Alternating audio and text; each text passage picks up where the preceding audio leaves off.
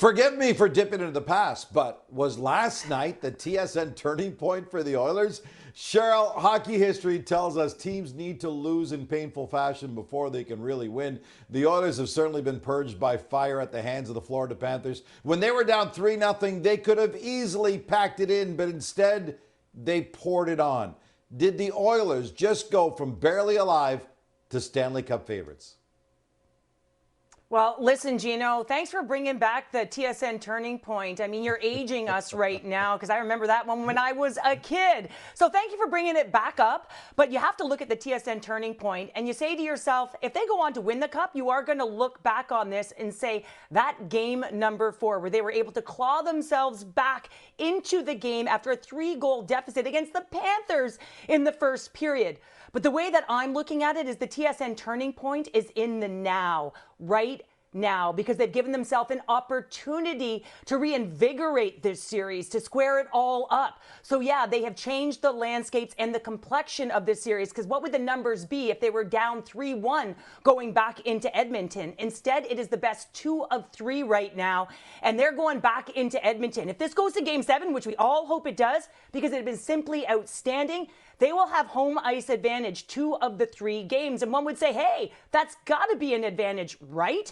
But against the Florida Panthers, excellent on the road. When you look at the Edmonton Oilers, excellent at home. So when you look at the final and you look at what's going to happen, you can go like this. But right now, the TSN Turning Point was in that game because the series is all squared up right now. And Leon Draisaitl said it best. We got to make sure we're not chasing. We have to make sure we come out and put ourselves in a good situation right from the start of the game. Everyone firing on all cylinders. I'm looking forward to Game 5, Gino, and let's await the next TSN Turning Point.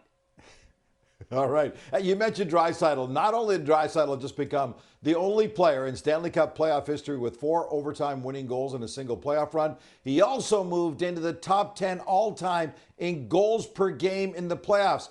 Just for perspective, McDavid is 32nd on that list. If the Oilers win it all, Cheryl, does Leon Draisaitl win the Conn Smythe and become one of the most clutch playoff performers of all time?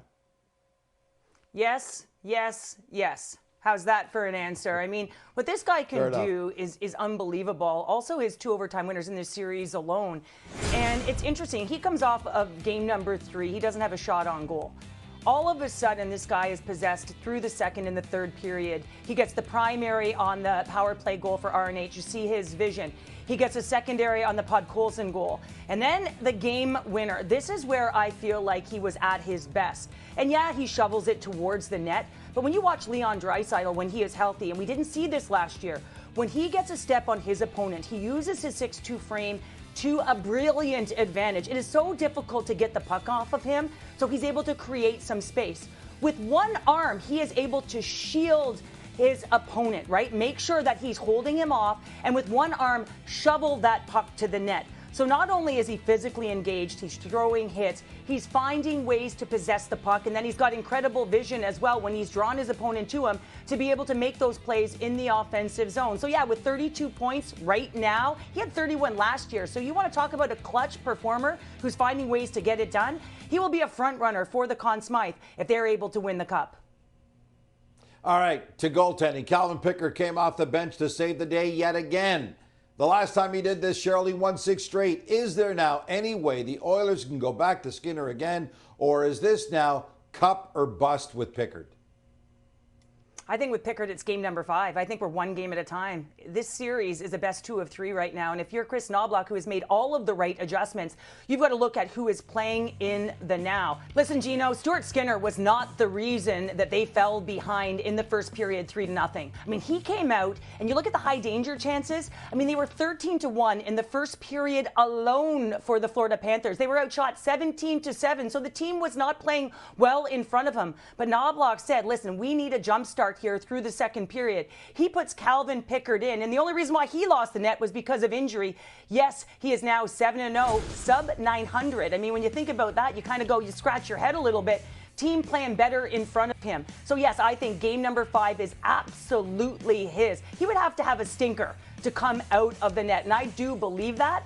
but I won't keep anything off the table. When you're looking at a best 2 of 3 and you've utilized both guys throughout these playoffs, I mean, even Stuart Skinner going into game number 4, he was 6-0 in game number 4. So that's pretty good as well when you're looking at the likes of 2 goaltenders who can come in, who can be resilient. But right now, game number 5 is all Calvin Pickard.